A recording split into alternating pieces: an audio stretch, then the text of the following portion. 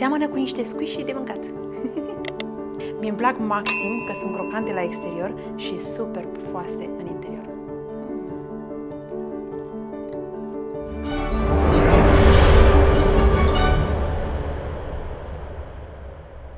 Vă salut cu mare drag! Eu sunt Tabi, iar voi sunteți musafiri în bucătăria mea și astăzi. Pentru că am primit mai multe solicitări din partea voastră legate de rețete cu pește, am ales pentru ocazia aceasta să vă arăt cum pregătesc eu crochetele din pește. Știu că se găsesc în comerț foarte ușor aceste crochete, însă prefer să le fac eu acasă pentru că știu ce pește pun și ce calitate are acel pește. În plus, gustul nu se compară. Hai să vă arăt cum pregătesc eu aceste crochete și să pornim la treabă! Pentru această rețetă am folosit 300 g filet de cod, 200 g filet de somon, 100 g parmezan, 50 g pesmet, un ou, o ceapă uscată, 3 fire de ceapă verde, un fir de usturoi verde, un fir praz, 5-6 fire mărar, 5-6 fire pătrunjel, 2 linguri ulei pentru călit, sare și piper după gust, iar pentru crustă am folosit un ou și aproximativ 50 de grame pesmet. Mai întâi începem cu verdețurile. Am aici un fir de usturoi verde, un fir de praz, care este la grosime puțin mai gros decât usturoiul. Dacă folosiți un praz mai gros, folosiți jumătate din el sau un sfert.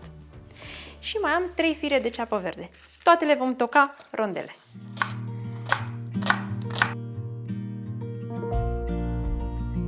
Oricum, după călire, verdeața și peștele vor merge în blender, așa că nu are prea mare importanță dacă le tăiați mari sau mici. Important e să nu ne tăiem degetele.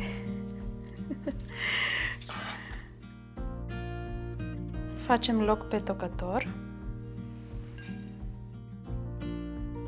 și continuăm cu ceapa uscată, pe care o curățăm și la fel o tocăm.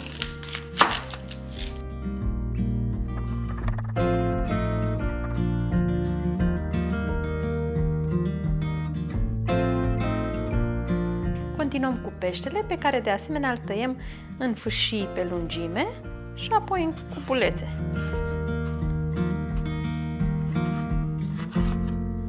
Eu am ales aici somon și cod. Voi puneți ce pește vă place vouă. Trebuie să aveți grijă să nu aibă oase. Punem și peștele înapoi în vas, dar să nu-l dați pe jos ca mine. Luăm vasul cu pește și cel cu ceapă și mergem la foc. Bineînțeles și ulei. Într-o tigaie antiaderentă adăugăm aproximativ 2 linguri de ulei.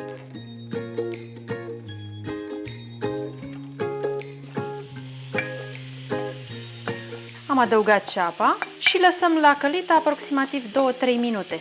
Nu trebuie să fie călită de tot. Dacă nu aveți praz la îndemână, este ok să mai puneți încă o ceapă. Dacă nu aveți usturoi verde la îndemână, este ok să puneți 1 sau 2 grăunți de usturoi. Aveți grijă să nu se ardă ceapa. O poziție așa ca mine. Când aceasta s-a muiat puțin, adăugăm peștele. Amestecăm iarăși. Lăsăm totul pe foc până când peștele este gătit și nu mai este niciun pic de apă în compoziție. O să vedeți că o să-și lase puțină apă, dar nu-i nimic.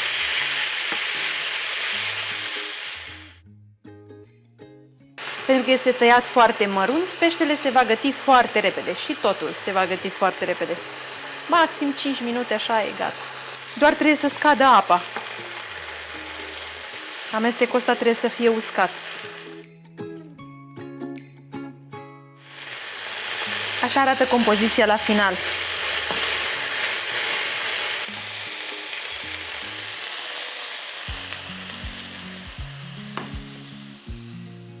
La final adăugăm sare și piper alb, aproximativ o pătrime așa de linguriță. Dacă vă place mai piperat, puneți mai mult. Amestecăm și lăsăm la răcit. Între timp, tocăm și puțină verdeață. Nouă ne place cu mărar și pătrunjel. Dacă nu vă place, puneți numai una din ele. 5-6 fire de mărar, 5-6 de pătrunjel. În vasul unui robot cu lama în S, punem compoziția rece, pentru că între timp s-a răcit. Punem capacul și mixăm scurt de câteva ori ca să mărunțim totul. Mai oprim să curățăm pereții și să aducem compoziția spre centru. Punem compoziția într-un bol, adăugăm parmezanul, un ou, pesmetul și verdeața. Amestecăm totul foarte bine și gata. Dacă vouă v-a ieșit amestecul mai lichid și nu așa de bine uscat ca al meu, mai adăugați puțin pesmet în plus. Însă nu trebuie să exagerați cu pesmetul. Hai să facem proba să vedem dacă e gata. Luăm o linguriță de compoziție și dacă aceasta, când o strângem în mâini, stă, este perfect. Și începem și formăm crochetele. Aproximativ o linguriță destul de plină luăm din compoziție și o strângem foarte bine în mâini.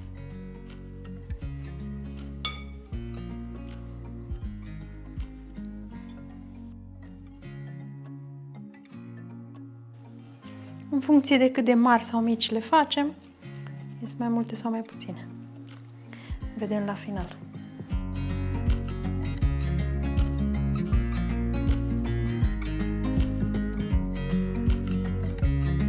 Am terminat de format crochetele, mie mi-au ieșit 28, vouă poate vă ies 30, ca să fie număr rotund, dacă le faceți puțin mai mici.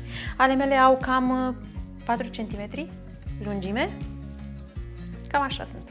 Am pregătit două vase, într-unul adăugăm oul pe care îl batem ușor cu furculița, iar în celălalt bol adăugăm pesmet. La această rețetă puteți folosi pesmet fără gluten și faceți crochetele fără gluten. Trecem fiecare crochetă prin ou și pesmet. Am pregătit o tavă cu hârtie de copt, o tavă pentru cuptor, pe care o ungem cu ulei. Ori așa în formă de spray, ori așa. Acesta este din Spania, acesta este din România. Deci găsim și la noi.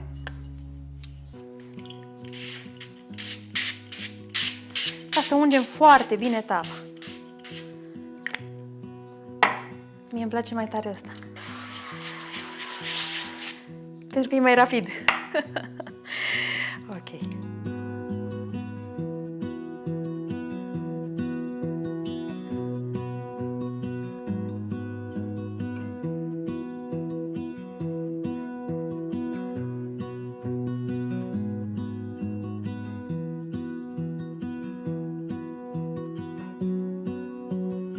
Aplicăm din nou ulei cu spray-ul, foarte, foarte bine, pe fiecare. Și la cuptor, la 220 de grade, la programul cu căldură sus și jos, pentru 30 de minute. 15 minute pe o parte și apoi întoarcem alte 15 minute pe partea cealaltă. Aproximativ. Atâta durează la mine. Acum să vedem. Gata! Haideți să vedeți cum arată după 15 minute. S-au umflat și s-au rumenit, iar acum întoarcem pe partea cealaltă. Sunt super pufoase. O să vă arăt la final cât de frumos rămân în interior și crocante la exterior. Iarăși la cuptor 15 minute.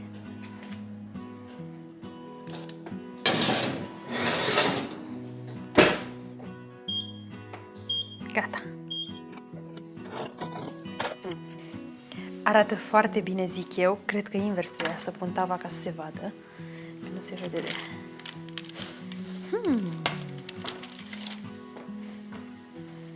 S-au rumenit fain și pe partea cealaltă. Și sunt atât de pufoși. Zici că sunt niște bureței. Seamănă cu niște squishy de mâncat. Mă arde, lăsăm puțin să se răcească ca să vă arăt cât de pufoase sunt în interior.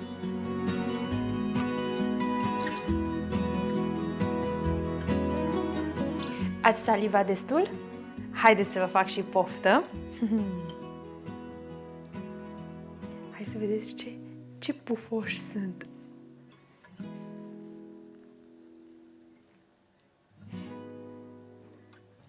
Se vede cât este de pufos? Ia uite ce fain arată. Mie îmi plac maxim că sunt crocante la exterior și super pufoase în interior. Super bune.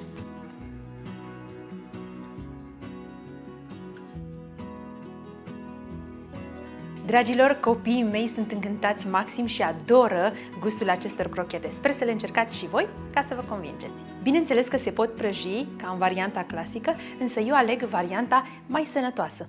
Să știți că nu afectează absolut nici gustul, nici textura. Așa cum ați văzut, sunt super moi în interior. Simplitatea acestor crochete le face accesibile oricui dorește să pregătească ceva bun și foarte repede.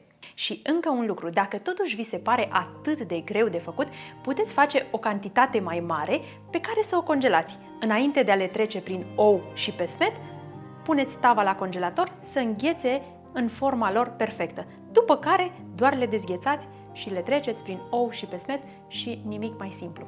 Sper că v-a plăcut și această rețetă și veți da un mare like! Dacă încă nu te-ai abonat, acum este momentul pentru abonare, după care apasă și clopoțelul pentru notificări. Pentru noi, faptul că vă abonați la canalul nostru este un sprijin foarte mare, iar reacțiile voastre sunt mai mult decât încurajatoare și vă mulțumim mult. Încerc în limita timpului și a cunoștințelor să răspund la toate întrebările. Dacă doriți să sprijiniți financiar acest canal, puteți apăsa butonul de alătură-te, iar pentru acest lucru noi vă mulțumim foarte mult. Rețineți, rețetele vor fi în continuare gratuite pentru toată lumea. Până data viitoare, nu uitați, mâncarea are alt gust atunci când o gătești cu plăcere. Și voi să gătiți cu plăcere. La revedere! Gata? Da. Începem? Pornim? Motoarele? Ha! Mamă, ce rele sunt! Continuăm. Îmi vine să plâng! Ia uite-te, domne, îmi vine să plâng. Sufăr, foarte tare sufăr. Haide. Sper că v-a plăcut și această rețetă și veți da un mare like. Nu, încă o dată. Sper că v-a plăcut și această rețetă și veți da un mare like. Un mare like. Sper că v-a plăcut și această rețetă și veți da un mare like. Sper că v-a plăcut și această rețetă și veți da un mare like. Nu știu că nu mai știu cum am zis, nu știu ce să zic. Un mare like. Vezi? Pe like te oprești. Sper că v-a plăcut și această rețetă și veți da un mare like. E sec. Bă, ce frumos e ieșit în prima dată. Păi și ia să o ascult să văd cum... Rețetă și vezi da. Hai. Sper că v-a plăcut și această rețetă și veți da un mare like. Sunt bombă!